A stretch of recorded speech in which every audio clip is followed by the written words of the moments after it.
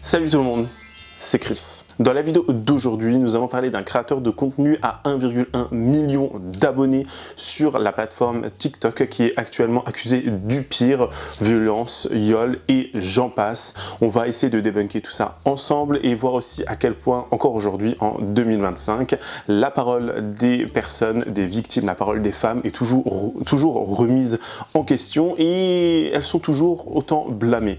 On va essayer de voir tout ça ensemble, donc écoutez, si vous êtes intéressés, continuez à regarder. Mais avant de commencer la vidéo, n'hésitez surtout pas à vous abonner et activer la cloche de notification pour être toujours au rendez-vous. Actualité, polémique, scandale, people, télé-réalité, storytime. Ici, on parle de tout et n'hésitez pas à faire un tour en barre d'infos si vous souhaitez davantage soutenir la chaîne.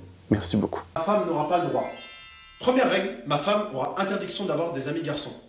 Pour aller où? C'est moi ton ami, c'est moi ton confident, c'est moi ton pire ennemi, il n'y a pas d'amis. Voilà, ça n'existe pas chez moi. Deuxième règle, ma femme aura interdiction de travailler dans un travail où il y a des hommes autour d'elle. Voilà, c'est pas compliqué. Travail halal avec que des femmes, si possible à la maison.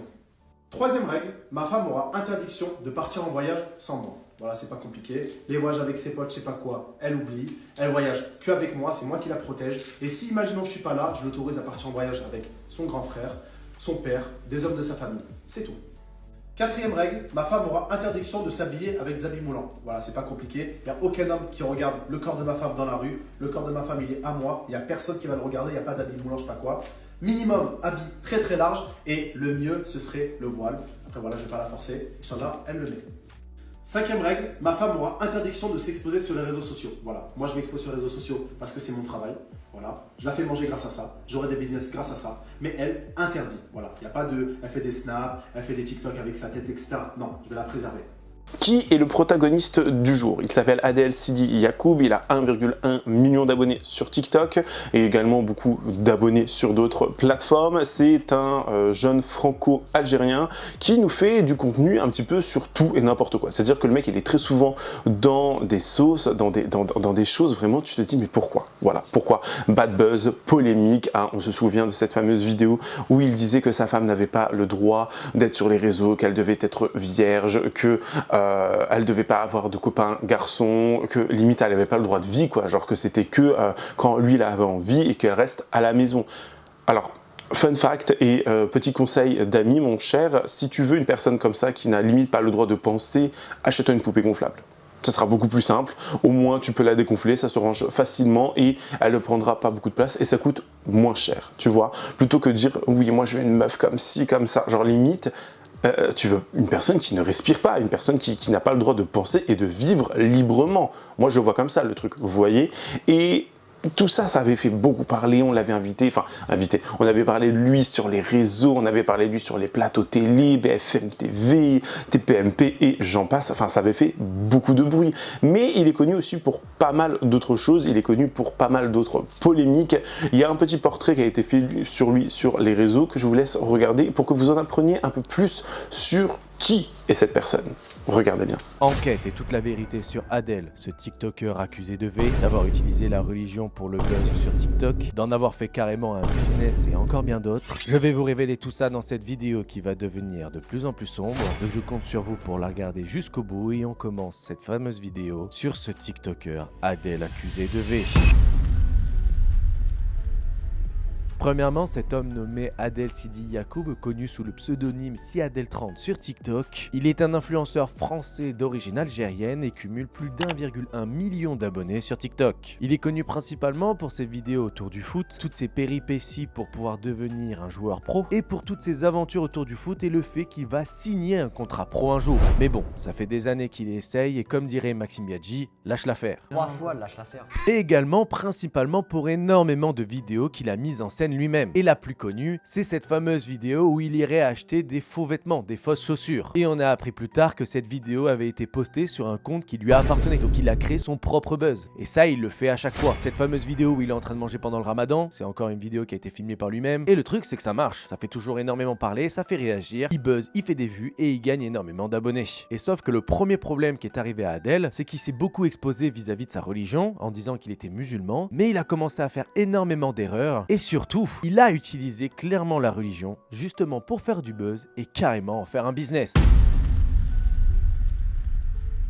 En effet, il s'est toujours affiché comme le bon musulman des réseaux sociaux. Il a toujours fait des vidéos de temps en temps où il mettait des sourates, où il disait à ses frères et sœurs ce qu'il fallait pas faire, et c'est ce qu'on appelle des rappels. Mais sauf que c'est en juillet 2023 où j'avais remarqué un problème, et il y a énormément de musulmans qui étaient venus m'envoyer des messages pour me dire c'est pas normal ce qu'il fait, il se prétend le bon musulman, il fait des rappels, mais il fait une énorme erreur en vidéo et il est pas capable de l'assumer. C'est parce qu'il avait fait un tatouage éphémère. J'en avais fait une vidéo à l'époque et je vous la montre. Adelou, ce TikToker est prêt à trahir sa propre religion pour faire des vues sur TikTok et je t'en parle dans cette vidéo. En effet, comme vous voyez, il est allé se faire tatouer sur un coup de tête avec son pote. Sauf que Adelou a bien revendiqué sur les réseaux sociaux comme quoi il était musulman et de ce que j'ai compris, c'est interdit dans la religion de se faire tatouer. Tout simplement pour expliquer que c'est pas bien. Et lui avait fait une vidéo à l'époque où il m'avait répondu. Malheureusement, elle a disparu et vous allez voir qu'il a pas supprimé que cette vidéo, mais il n'assumait pas. Et comme j'étais un petit blanc, je n'avais pas à ouvrir ma bouche. C'était un peu ce qui était dit quoi. En mode je suis pas musulman, je suis blanc, donc j'ai rien à dire. Ok, Assoul. Et comme je vous l'ai dit, cette vidéo a été supprimée, mais bizarrement pareil. Il y a énormément de vidéos de Adel vis-à-vis de la religion que vous avez connues qui ont disparu de TikTok bizarrement. Vous pouvez aller fouiller et vous allez vous rendre compte que si Adel a supprimé presque 1 an de TikTok pour cacher une sombre vérité, le fait qu'il a utilisé clairement la religion pour faire du buzz et redorer son image sur TikTok.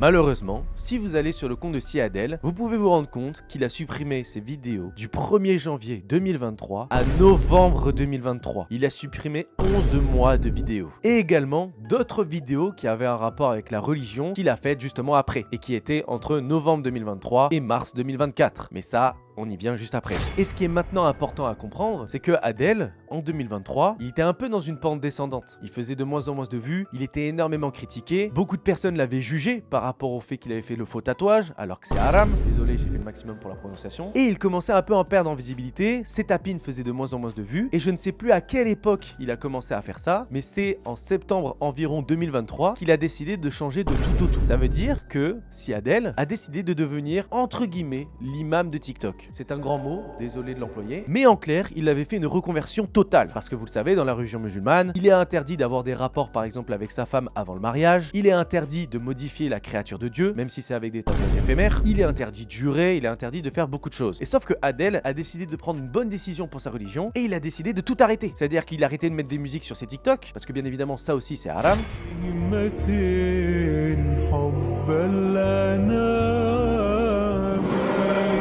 Il partageait des sourates, il faisait des rappels bienveillants, et sincèrement, c'était une bonne époque pour lui. Il faisait enfin des bonnes choses. Mais sauf que le problème, c'est que je pense que Adel avait une arrière-pensée en faisant ça. Et on va pouvoir le démontrer et le prouver au vu de son comportement actuel, maintenant en 2024, par rapport à ce qu'il était devenu en septembre 2023, c'est que c'était simplement une phase pour pouvoir sortir d'un bad buzz, redorer son image avec les musulmans et sa communauté, et donc de revenir dans le buzz de TikTok. Mais vous allez voir également que c'est pas forcément l'homme le plus légitime à faire des rappels et à être le bon musulman sur les réseaux sociaux. Mais en faisant ce rôle, en étant l'imam de TikTok entre grands guillemets bien évidemment, il a fait la vidéo de trop qui a fini carrément à la télé et qui a fait une telle polémique que vous allez voir que Adel a complètement abandonné ce personnage du musulman etc. sur les réseaux sociaux pour redevenir le Siadel d'avant. En effet, en janvier 2024, il a fait cette vidéo. Première règle, ma femme aura interdiction d'avoir des amis garçons. Troisième règle, ma femme aura interdiction de partir en voyage sans moi. Quatrième règle, ma femme aura interdiction de s'habiller avec des habits moulants. Cinquième règle, ma femme aura interdiction de s'exposer sur les réseaux sociaux. Cette vidéo a fait forcément polémique parce qu'on est dans une société progressiste où on essaye de donner de plus en plus de droits aux femmes, qu'on essaye qu'elles soient de plus en plus autonomes et qu'elles soient égales aux hommes. Et sauf que à écouter son discours, c'est tout l'inverse. Un discours un peu daté des années 80 et forcément c'est pas le discours que les femmes ont envie d'entendre. Et c'est allé tellement loin que ça a fini sur les plateaux de CNews et il se faisait traiter d'islamiste. C'est allé tellement loin que même à cette époque, il s'est fait virer de son club de foot où il était et il s'est retrouvé un peu à la rue. Gros drama sur les réseaux sociaux, plus de club de foot alors que c'est un peu son activité principale et son concept, son contenu. Et encore un drama comme il a toujours fait un peu sur les réseaux sociaux. Et sauf que tout ça, bizarrement, si vous allez regarder sur le compte de Siadel, s'il assume son passé, pourquoi elles y sont plus toutes ces vidéos? Pourquoi toutes les vidéos par rapport à la religion, tous les rappels, pourquoi elles ont toutes presque disparu? Il en reste quelques-unes parce qu'évidemment elles ont fait des vues, donc pourquoi les supprimer? Mais les autres, qui avaient pas forcément bien marché, il a tout enlevé. C'est énormément de vidéos par rapport à sa transition avec l'ancien Siadel et le Siadel de la religion. Et à la suite de cette polémique, en janvier 2024, si Adel est redevenu comme avant. Ça veut dire qu'il s'est remis à faire des vidéos avec de la musique, alors que c'est haram. En fait, il a complètement tourné la page à cette histoire de religion. Mais je trouve ça un peu malhonnête, parce que la religion, c'est quelque chose de sacré, c'est quelque chose de très important. Et là, ça donne juste l'impression qu'il a joué avec la religion pour redorer son image, réavoir du buzz, donner cette belle image aux musulmans de sa communauté, et donc de pouvoir revenir sur les réseaux sociaux avec la plus belle image possible, qui a fait que ce Adel a complètement changé et il est redevenu comme avant, parce que il a pas fallu attendre très longtemps, et en mars 2024, il s'est refait des tatouages, alors que 3 mois avant, il faisait des rappels et il disait que c'était pas ouf. Donc bon, c'est bien marrant, un musulman qui fait des rappels, qui se rappelle pas de ses rappels, elle est pas mal celle-là quand même. Mais comme il était quand même un peu encore dans la religion, il a fait une certaine marque, ce fameux business dont je vous parle. C'est qu'il a fait des Umrah. Pareil, excusez-moi pour la prononciation. En fait, c'est tout simplement des pantalons qui couvrent les genoux. Parce que je crois que dans la religion, pour les hommes aussi bien que pour les femmes, on n'a pas le droit de montrer ses genoux. Et sauf que vous savez, dans le sport, c'est un peu pénible. On est souvent en short, donc forcément on voit ses genoux. Et Adel a décidé de faire une marque autour de ça, qui a fait un peu polémique également, parce que c'était des prix exorbitants. Je vous avoue que j'ai plus les prix, mais dans des commentaires que j'ai pu trouver sous les vidéos de Adel, on était autour quand même des 70 à 100 € pour un pauvre petit pantalon comme ça. Donc forcément, ça a encore fait polémique. Encore beaucoup de personnes ont dit qu'il utilisait la religion pour faire du business et se faire de l'argent. Et là, c'est il y a à peine quelques jours, il y a quelque chose qui a complètement changé et qui est très très grave et qui remet en cause le bon musulman qu'il est au vu de son comportement qu'il a pu avoir avec certaines femmes. On va parler des fameuses accusations de V et de l'infidélité qu'il a fait preuve avec son ex-copine. En effet, c'est cette semaine que énormément de femmes ont décidé de prendre la parole sur les réseaux sociaux. Celle qui a parlé en premier, c'est son ex-copine qui s'appelle Nina, qui habite en Suisse et où Adel résidait chez elle. Elle nous a expliqué toute la vérité et son histoire par rapport à Adel, en expliquant que ça faisait depuis août qu'ils étaient en couple ensemble, mais qu'elle a appris que au bout de 2 mois, en fait, il se servait juste d'elle pour avoir un logement en Suisse parce qu'il faisait ses entraînements de foot en Suisse vis-à-vis de sa carrière TikTok, son contenu TikTok en fait. Donc en fait, il utilisait elle pour avoir un logement pour pouvoir continuer à produire du contenu sur les réseaux. Ouais, ça c'est vrai que c'est pas ouf quand même. Et elle a expliqué également beaucoup de choses en disant qu'il parlait à toutes les meufs de la Terre. Elle nous a montré énormément de conversations sur Yubo, énormément de conversations sur Snap où il disait je t'aime à plein d'autres femmes alors qu'il était en couple et même qu'elle l'a cramé dans son sac alors qu'il était parti au Maroc tout seul, une boîte de préservatifs. Donc bon, je pense que vous avez compris qu'il est pas parti là-bas pour jouer au Uno quoi. Et je viens d'apprendre également au passage que dans la religion musulmane, tu peux coucher avec toutes les filles de la terre sans être marié. Je viens de l'apprendre, je le savais pas. Mais tout récemment, on a une jeune fille du nom de Yamina qui a décidé de prendre la parole sur les réseaux sociaux. C'est-à-dire qu'elle nous a fait un TikTok de quelques minutes où elle va un petit peu nous dire ce qu'elle a vécu avec cette personne. Alors bien évidemment, trigger warning, ici on va parler de, dans cette vidéo, j'aurais peut-être dû le dire avant, mais on va parler de choses extrêmement compliquées et dures parce qu'on le sait, hein, on vit dans une société, à une époque où beaucoup de femmes doivent subir des choses totalement atroces. On sait également que beaucoup de femmes sont pas du tout écoutées, ne sont pas du tout reconnues comme des victimes ou n'ont pas d'accompagnement judiciaire, psychologique, etc. Je vous rappelle, et ça j'ai l'impression de le répéter très souvent, que dans 94% des cas, lorsqu'une femme va porter plainte pour avoir subi des choses, des violences conjugales, etc., 94% du temps, c'est classé sans suite. Voilà. Et il y a des gens qui osent encore venir nous dire sur les réseaux, mais pourquoi elle porte pas plainte plutôt que de faire ça sur les réseaux, machin. Alors bien évidemment, ça existe. Il y a des femmes qui, bien évidemment, et malheureusement, vont s'inventer des choses qui, voilà, pour faire du mal aux mecs en face, pour faire du mal à des personnes. Il y a des femmes qui, oui, vont inventer des choses, mais je préfère personnellement toujours croire la potentielle victime, je préfère toujours croire qu'une personne a réellement vécu ce qu'elle est en train de décrire, plutôt que être dans le doute, dans la suspicion de me dire mais je sais pas, non il y a un truc. Et jusqu'à preuve du contraire, je croirai toujours la victime personnellement. Même s'il y a des gens qui, oui, ça existe, malheureusement, utilisent ce genre d'événements, et encore événements c'est même pas le bon mot, mais qui utilisent ce genre de choses pour faire du mal autour d'elle, faire du mal à un homme envers qui elles veulent se venger, etc. Ça existe bien évidemment, mais je préfère, voilà, personnellement toujours croire la victime, ni plus ni moins. Donc cette jeune fille, elle va nous dire qu'elle a rencontré Adel, qu'ils ont parlé pendant quelques semaines, qu'ils se sont vus, qu'ils ont été à l'hôtel ensemble. Alors j'ai vu des commentaires qui sont tout bonnement à gerber, des gens qui étaient en mode mais tu es musulmane, tu es voilée et tu vas voir un mec seul dans un Airbnb, machin, quelle honte. Alors cette fille vraiment, honnêtement, elle a pris plein de trucs dans la gueule. Genre, elle a pris le fait que ça soit pas une bonne musulmane, qu'elle ment, qu'elle ait fait ça pour le buzz, que tout ce qu'elle est en train de dire c'est faux. Enfin, vous voyez des choses qui vont vraiment dans tous les sens. Je sais pas comment vous dire, mais au bout d'un moment, les gens... Là, elle est en train de nous parler d'un truc beaucoup plus grave et les gens s'arrêtent sur le fait qu'elle a été dans un hôtel, un Airbnb, avec un mec seul. Enfin, je veux dire, c'est un être humain aussi. Genre, ça ne remet pas du tout en question sa foi. Et le pire, c'est qu'il y a des gens qui viennent parler de comment elle pratique sa religion, etc. Mais c'est les mêmes gens qui la pratiquent pas bien, vous voyez. Genre, je sais pas, les gens qui veulent faire les imams 2.0 sur les réseaux sociaux, arrêtez-vous 30 secondes, s'il vous plaît, parce que c'est ridicule. Vraiment, c'est ridicule. Je comprends pas, moi ça me sidère. Mais bon, je vous laisse écouter la fameuse vidéo de Yamina pour que vous compreniez un peu mieux. Regardez bien. Bon, Célèbre, même si c'est archi compliqué pour moi, après un an, presque un an, j'ai enfin décidé de prendre la parole.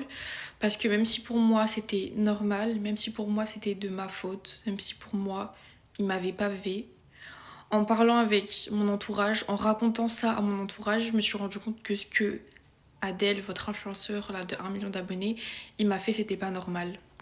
Donc Adèle, ça va faire à peu près un an que je le connais. Je l'ai connu, je crois, en mars 2023. Faut que je retrouve les dates et les vidéos. Donc c'est lui qui est venu me DM parce que je recevais énormément de haine sur TikTok dû à une sauce que j'ai pas envie de parler, mais en tout cas il a essayé de m'aider. Il a fait une vidéo sur moi pour me défendre et de là on a commencé à parler, flirter, je sais pas comment appeler ça. Petit à petit, j'ai commencé à bien l'aimer, m'attacher à lui. Et il m'a expliqué qu'il descendait sur Paris pour voir le combat de Cédric Doumbé et Baki. Et vu que je l'aimais bien, je m'étais attachée à lui. Je lui ai dit qu'il n'y avait pas de souci pour que je le voie à ce moment-là, vu que moi aussi j'habitais à Paris, quoi. Donc à ce moment-là, après avoir parlé, je crois même pas 2 semaines, je l'ai vu et c'est là que tout a commencé, quoi. Moi, dans un certain temps, après ce qu'il m'est fait, je me suis dit que c'était totalement de ma faute et que même si j'avais dit non une dizaine de fois, si à la fin j'ai cédé, c'est que c'était de ma faute. Je vais pas rentrer dans les détails parce que c'est super dégradant pour moi, je trouve que c'est super humiliant pour moi d'expliquer les détails. Mais en gros, on avait pris un Airbnb, on s'était dit qu'on n'allait pas faire de choses, on se connaissait depuis 2 semaines, on avait parlé, nous ce qu'on devait faire c'est faire un contenu ensemble, faire des vidéos ensemble, parler ensemble, mais on n'avait jamais convenu d'avoir des relations ensemble. Donc voilà, faut savoir qu'on avait pris le RER, je suis partie le chercher à la gare de Lyon et quand on est arrivé dans le Airbnb, il a tout de suite été assez bizarre. Alors que quand je lui parlais par message, FaceTime sur Snap, il était archi gentil. Faut savoir que j'ai même pas eu le temps de lui parler, j'ai même pas eu le temps de me poser, il m'a directement poussé sur le lit, il a mis sa main dans mon pantalon et je vais pas vous dire la suite, quoi. Donc du coup après avoir fait ce qu'il a fait, moi j'étais tétanisée, j'ai rien dit, quoi. Et faut savoir que suite à ça, il m'a posé la question si on pouvait le faire et je lui ai répondu, je ne sais même pas combien je lui ai dit, au moins 10-15 fois, non Adèle, je n'ai pas envie de le faire.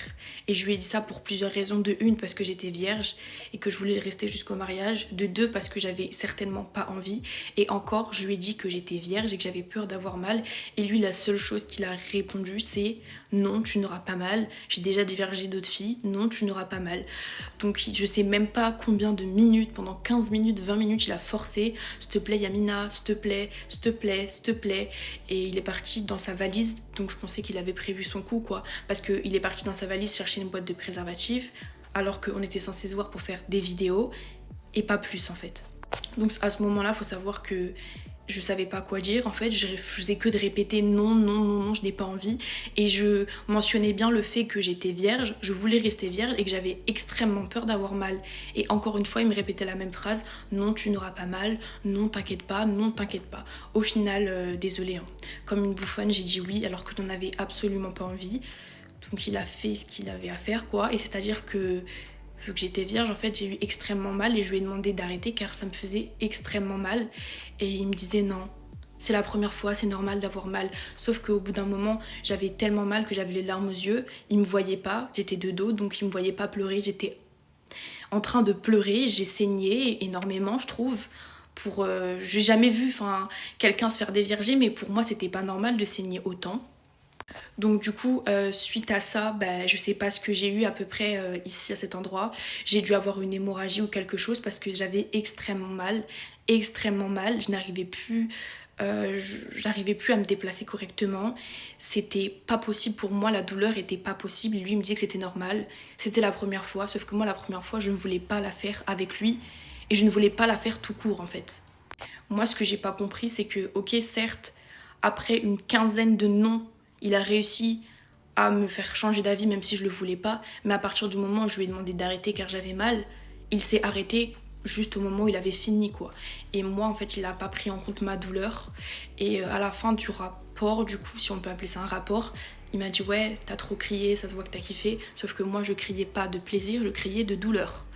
Et suite à ça, je me suis rendu compte que à l'endroit où à cet endroit-là, sans préciser, je pense que vous avez compris, j'avais eu, on va dire, des séquelles physiques parce que je sais pas comment il s'y prit, mais je sais pas, il a dû y aller tellement fort, il a dû y aller tellement comme un brute que maintenant, à l'heure d'aujourd'hui, j'ai encore des séquelles.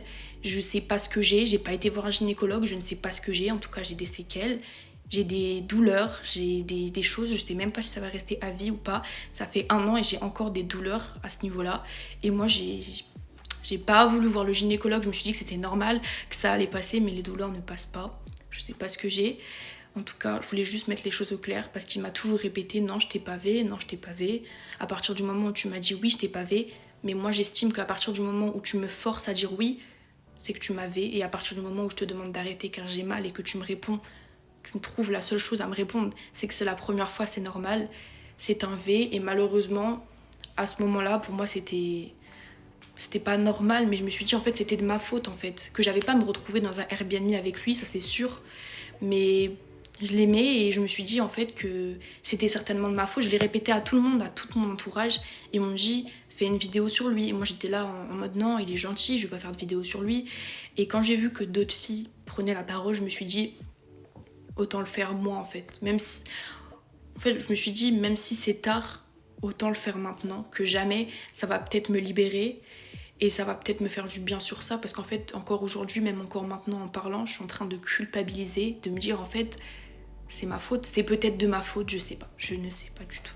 Forcément, tout cela va arriver aux oreilles d'Adèle qui, lui, à son tour, va également prendre la parole. Et là, personnellement, j'ai eu un petit doute, je dois l'admettre, sur toute cette histoire. Est-ce que c'est elle qui dit vrai ou est-ce que c'est lui qui dit vrai? Est-ce que c'est les deux qui sont dans une espèce de micmac ou je ne sais pas trop quoi? Parce que lui, il va nous amener des preuves, des photos, des vidéos, des audios, et vous allez voir qu'il va vraiment nous montrer des choses qui peuvent laisser le doute planer. Vous voyez, je ne dis pas que lui a raison et elle a la tort et que c'est elle du coup qui, comment vous dire, qui ment, vous voyez. Mais il y a des choses, après tout est faisable sur les réseaux sociaux, vous voyez, tout est... Avec l'IA, maintenant, on peut faire tellement de choses que ça en devient presque affolant, vraiment. Il va nous expliquer son point de vue, que lui, pour lui, c'était une relation consentie, que pour lui, c'était en aucun cas un viol, que c'est tout bonnement affreux, qu'il ne comprend pas les accusations parce que même lui, il le répète, c'était consenti. On a quelques ex, enfin un ex en particulier de cette fameuse Yamina qui va venir lui envoyer un DM où il demande de protéger son anonymat, et où cette personne du coup va nous balancer un audio, une vidéo, lorsqu'ils se sont retrouvés eux deux, où la meuf lui dit bah non mais j'ai couché avec lui, voilà, je sais pas quoi. Alors que ils devaient être en couple, Adèle et elle avant. Enfin, une histoire vraiment à coucher dehors, et il y a tellement de rebondissements, il y a tellement de choses, et ça nous perd en fait. Nous, en tant que, j'ai envie de dire, spectateurs, malheureusement, de ce genre d'affaires, parce qu'on peut être que spectateur ou apporter du soutien à la victime, mais vraiment, on se dit, mais du coup, qui dit la vérité? Qu'est-ce qui se passe? Et encore une fois, je comprends aussi pourquoi la jeune fille n'a pas été du tout portée plainte. Je vous le rappelle, il y a des plaintes qui sont toujours classées sans suite. Les policiers vont venir vous voir, ils vont faire « Non, c'est pas dans ce poste de police là, va voir ailleurs, va dans celui du je sais pas combien de arrondissement ou dans n'importe quelle ville. » Les flics ne veulent pas bosser, ils sont débordés et en plus de ça, ils vous accueillent avec un mépris par moment. C'est affolant. Donc je peux comprendre personnellement, je peux comprendre qu'elle n'ait pas porté plainte. Je peux comprendre que voilà, elle n'en ait pas parlé et qu'elle veuille se faire justice elle-même et qu'elle en ait parlé sur les réseaux sociaux. C'est tout à fait, je trouve, normal, vous voyez. Mais bon, je vous laisse écouter déjà les explications d'Adèle. Je suis obligé de mettre les choses au clair par rapport à l'accusation qu'on me porte, l'accusation de V, qui est une accusation infondée, totalement fausse. Et je vais prouver aujourd'hui par A plus B qu'elle est fausse et vous faire comprendre que ces accusations-là, on ne peut pas les prendre à la légère, que ça décrédibilise totalement les femmes qui le vivent vraiment. Alors voilà, c'est parti.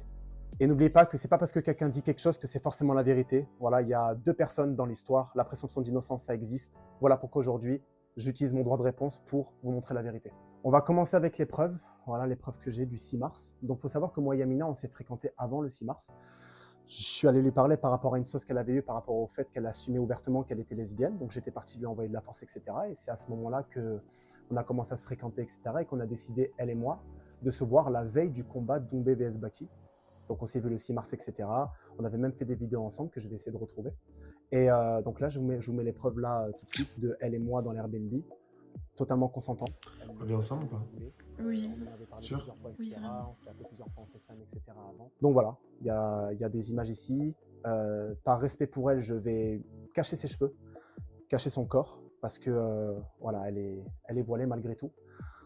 La vidéo que vous voyez là, c'est une vidéo qu'on a tournée, enfin que j'avais filmée après rapport. C'était dans la nuit. Je vais vous mettre le screen dans tous les cas. Et elle n'avait pas de bas pendant cette vidéo-là, parce que c'était après rapport en fait. Et on l'entend clairement dire, voilà, j'ai envie d'être avec toi, etc. Alors si V, il y aurait eu, je ne pense pas qu'elle m'aurait dit des choses comme ça, et je ne pense pas qu'il se serait passé ce qui va se passer après. Voilà. Et c'est ce qui amène à la deuxième preuve, la preuve du lendemain, le 7 mars, où je vais mettre une vidéo là, on attend tous les deux le bus à 11h à Joinville. C'était du coup après les rapports qu'on a eu, parce qu'on n'en a pas eu qu'un seul. Donc voilà les amis, les preuves elles sont là. Yamina et moi, on a eu une relation qui était consentie tous les deux. Elle s'est confiée à moi par rapport à sa vie, etc. Je me suis confié à elle par rapport à ma vie, etc. On a passé une soirée ensemble qui était totalement consentie. Voilà, j'ai décidé de respecter quand même sa religion et ne pas afficher du coup ses cheveux et tout ce qui s'ensuit.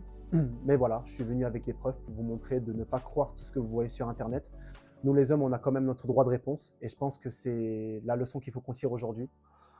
Il y a des vraies victimes, il y a des femmes qui le subissent vraiment, il y a des femmes qui en souffrent tous les jours, qui se font violenter, qui ne peuvent pas aller porter plainte sans preuve parce qu'elles ont peur des répercussions qu'il y aura derrière.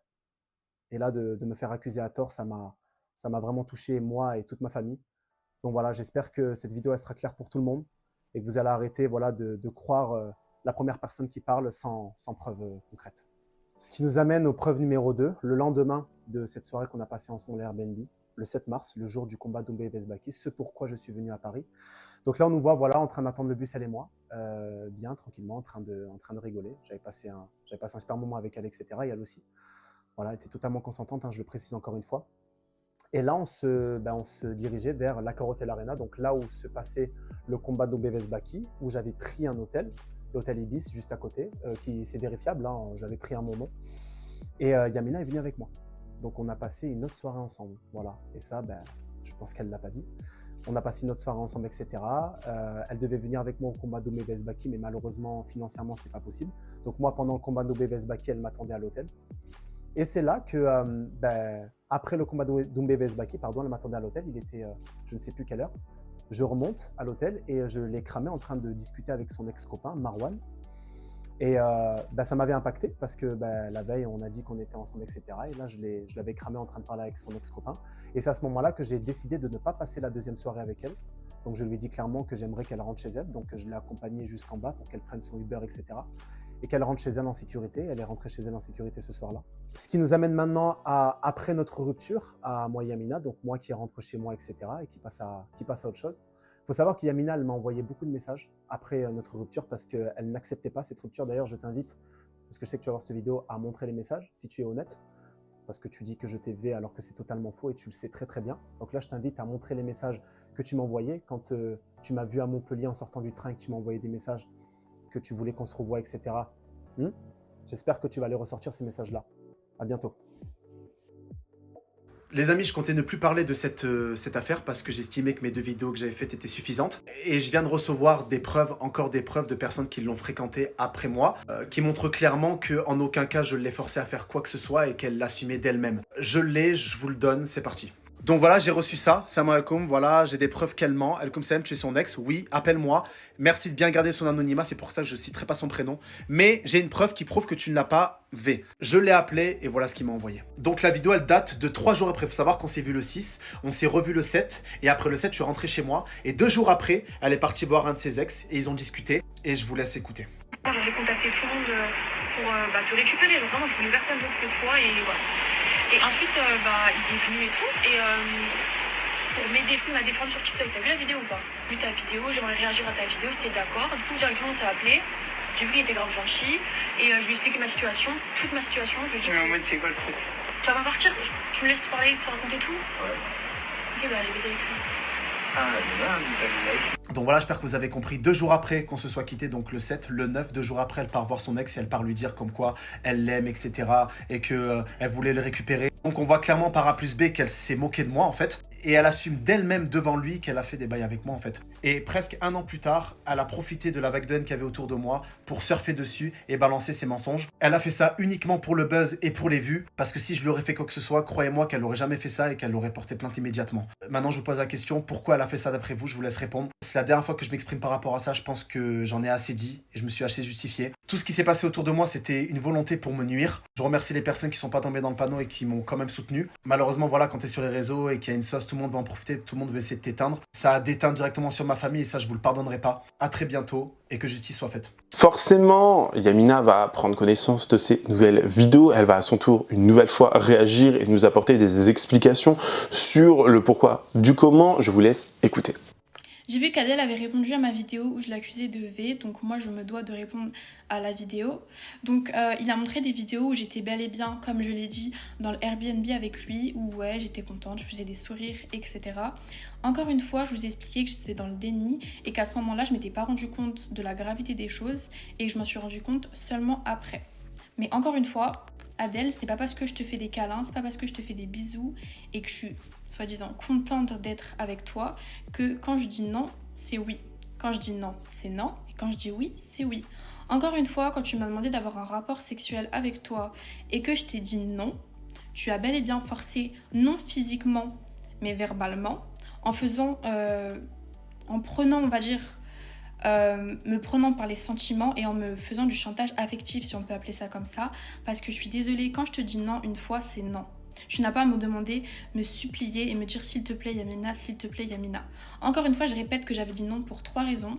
Parce que je n'avais pas envie, parce que j'étais vierge, je voulais rester vierge, et 3, parce que justement, vu que j'étais vierge, j'avais extrêmement peur d'avoir mal. Et après avoir dit non, Adèle m'a dit 3 choses.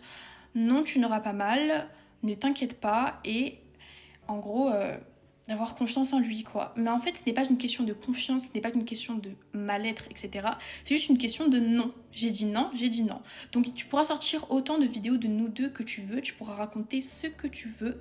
Moi, je sais que j'ai dit non et que tu as quand même forcé verbalement, je le répète, verbalement, et que même après que je t'ai dit que le rapport était assez douloureux, tu m'as demandé de changer de position. Je te dis que je ne veux pas le faire. Tu forces plusieurs fois, je ne sais pas combien de fois. S'il te plaît Yamina, tu n'auras pas mal. S'il te plaît Yamina, je vais même pas dire combien de fois il l'a dit. Il a utilisé, je ne sais pas, on va dire la manière douce, quoi, parce qu'il ne m'a pas brutalisé, mais ça reste un V. Encore une fois, je le répète, un non est un non. Quoi qu'il peut se passer après, à partir du moment où j'ai dit non et que tu continues à forcer, c'est un V. Encore une fois, tu pourras sortir plein de vocaux, plein de vidéos, tout ce que tu veux. Malgré tout, après le V qui n'est donc pas d'après toi un rapport, oui, je suis restée avec toi, oui, j'ai rigolé avec toi, oui, après je suis partie à l'hôtel avec toi qui était en face de l'hôtel Accor Arena pour que tu ailles regarder le combat de Cédric Doumbé et Baki. Tout ce que tu as dit là, les faits sont vrais, mais encore une fois, oui, tu m'as bien V, je le répète, un non, c'est un non. Donc tu pourras montrer ce que tu veux, c'est un non. Encore une fois, comme je le répète, j'étais dans le déni, donc si je me suis mise à rigoler avec toi juste après, si je me suis mise à rester avec toi, parler avec toi, et si je te courais après notre relation, c'est parce que je te trouvais gentil. Malgré tout, je vais pas cracher dans l'eau que j'ai bu. Adèle était un homme gentil, il n'a jamais été violent avec moi, que ce soit juste verbalement quelquefois, mais il ne m'a jamais tapé, etc. Mais encore une fois, cela ne change rien au fait que quand je t'ai dit non, tu as quand même forcé et à vouloir essayer de me convaincre à dire oui, c'est un V, je suis désolée. Je vais encore répéter une dernière fois la chose, c'est un V, car déjà, j'ai dit non. Je le répète encore plein de fois pour que ça rentre bien dans vos têtes. Parce qu'Adèle pourra montrer autant de vidéos qu'il veut, Adèle pourra montrer autant de preuves qu'il veut, ça ne changera pas la situation. Il croit vous berner ou vous montrant des choses, il a mis son costard, sa cravate, son texte là qui vient de ChatGPT. Donc voilà, quand tu vois qu'une femme te dit non, tu t'arrêtes simplement. Tu peux être dans n'importe quel contexte, je parle pour moi, je parle pour les autres femmes, même si vous êtes pendant l'acte, vous avez dit oui, et qu'après il le fait, et que vous voulez changer d'avis, vous dites non, je ne veux plus le faire, je n'ai plus envie. vous êtes totalement dans votre droit en fait. Les hommes, je pense, ne comprennent pas que c'est pas parce que tu es dans un lit avec lui, c'est pas parce que tu lui fais des câlins, des bisous, tu rigoles avec lui que tu veux avoir un rapport sexuel avec lui. Et déjà, encore heureux qu'il m'ait posé la question, mais malgré tout, malgré ma réponse, il a continué à forcer. Voilà, donc bon. Voilà.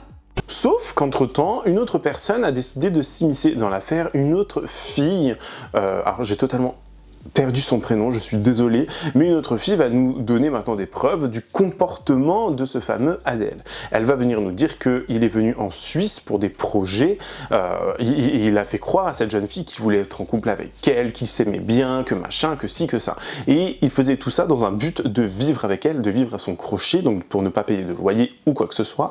Sauf que ça va très mal se passer, le mec va être hyper violent, il veut lui balancer la nourriture qu'elle lui prépare, enfin les plats qu'elle lui prépare au visage, elle va vraiment être très souvent en train de pleurer, elle va nous le montrer. Il va également y avoir des vidéos. Enfin, je sais pas à quel point, il vous en faut plus pour voir à quel point le mec est abominable. Je sais pas, genre pour moi quand je vois ça, alors certes on n'a pas tout le contexte et tout, mais en aucun cas, je suis désolé, il n'y a dans le monde aucun contexte où tu as le droit de balancer ta nourriture que ta petite copine, une amie ou peu importe t'a fait.